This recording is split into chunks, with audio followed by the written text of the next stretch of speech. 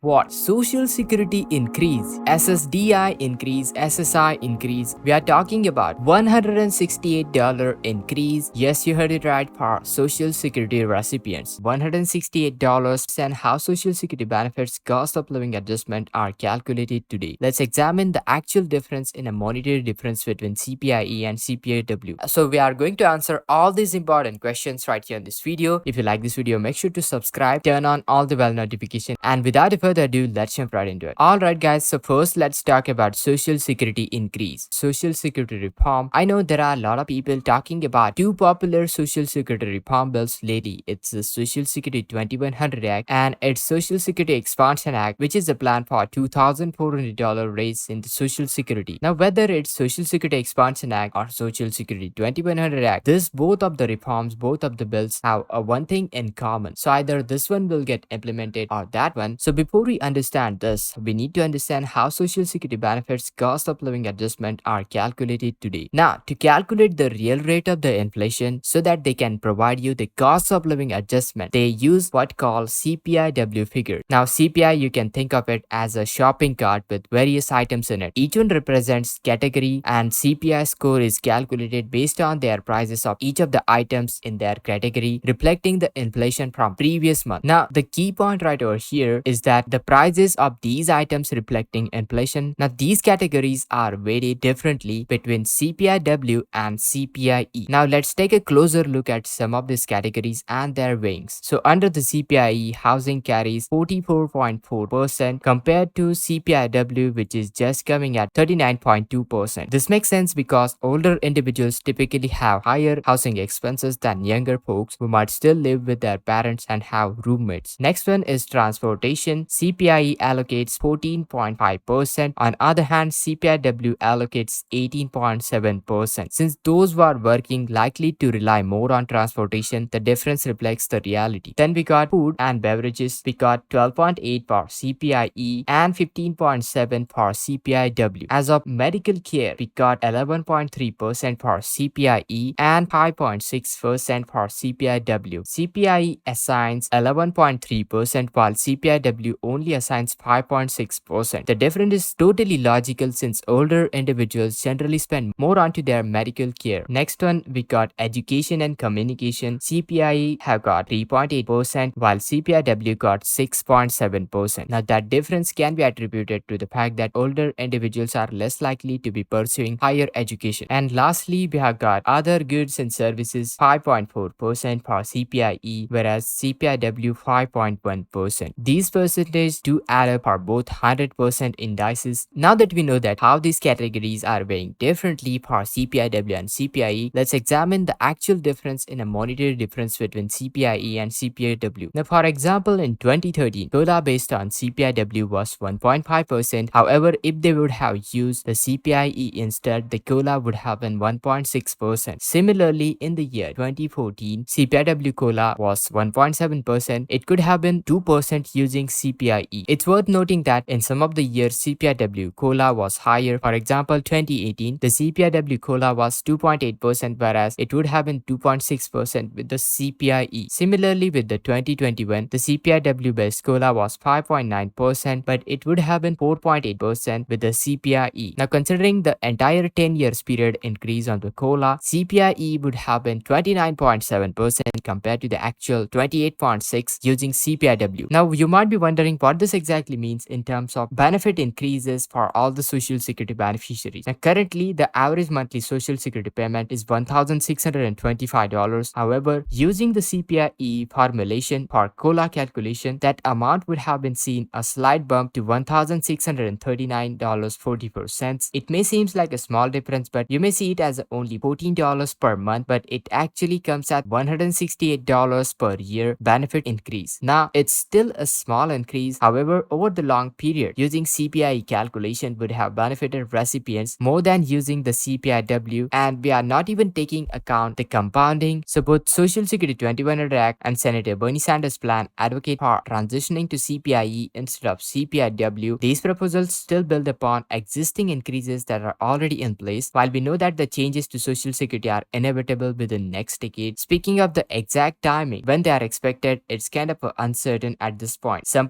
Politicians support moving forward with Social Security reform while others advocate for cuts to the program due to concerns about excessive spending. Okay, so now let's break it down the dollars and cents. How much increase exactly are you going to receive with the potential 3% COLA increase? What it would translate into actual benefits. Alright guys, so first let's talk about SSI benefits. So current maximum SSI benefit for individuals is $914. If you see 3% COLA increase in 2024, then you'd be getting additional $27 per month, which would translate the new maximum benefit $941 per month. Annual increase would be about $320 per year, so that's a great increase. Talking about the current maximum SSI benefits for married, $1,371 as you may know. Potential 3% COLA increase for married couple will provide $41 additional each and every month, so that would translate to new maximum benefit for married couples $1,412